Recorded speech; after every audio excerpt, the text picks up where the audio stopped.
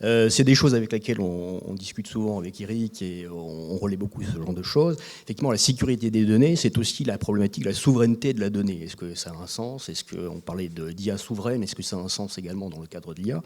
Et évidemment, des stockages de ces données, donc des data centers. C'est-à-dire, grosso modo, où sont ces data centers? Est-ce que la donnée qui y est stockée sera effectivement, pérenne? Est-ce qu'elle pourra être extraite à dessein pour effectivement alimenter l'intelligence artificielle et donc qu'elle ne soit pas corrompue à terme? Est-ce qu'elle sera pérenne et est-ce qu'elle sera effectivement utilisable sans d'autres interventions extérieures le moment venu?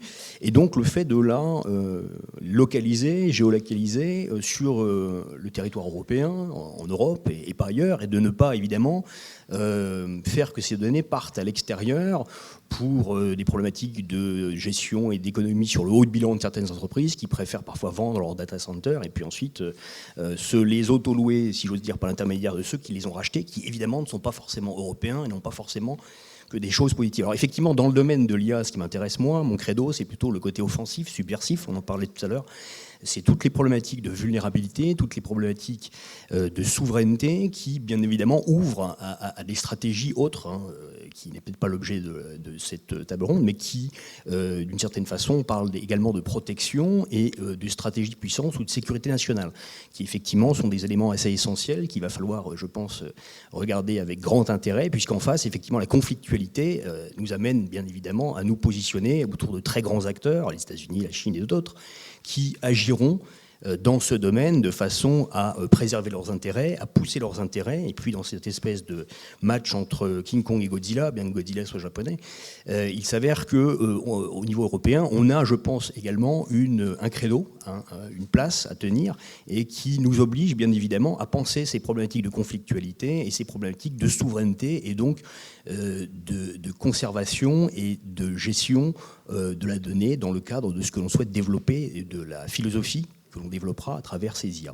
Voilà, c'est un petit peu la réflexion qui est la mienne, alors que j'essaie de populariser, par ça j'écris également quelques chroniques pour rendre cela un peu intelligible à travers quelques cas concrets, je pense à Atlantico, etc., où je relais des choses.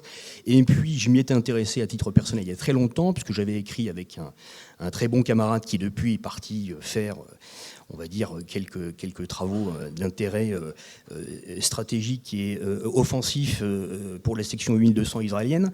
Un traité d'attaque subversive contre les entreprises à l'époque était en fait une sorte de gros pavé sur la contre-ingérence. Grosso modo, que peut-on faire aussi pour être certain que derrière les ingérences extérieures, à tout niveau, aussi bien informationnel qu'au niveau technique, puissent être contrées, détectées? Il y a un rôle très important à jouer parce qu'effectivement, ces détections peuvent être maintenant beaucoup plus, en tout cas, intelligentes qu'avant. Et puis, évidemment, la contrepartie, c'est que derrière, ceux qui sont les agresseurs, ceux qui offensent, sont aussi en capacité d'utiliser cette IA pour automatiser leur type d'attaque.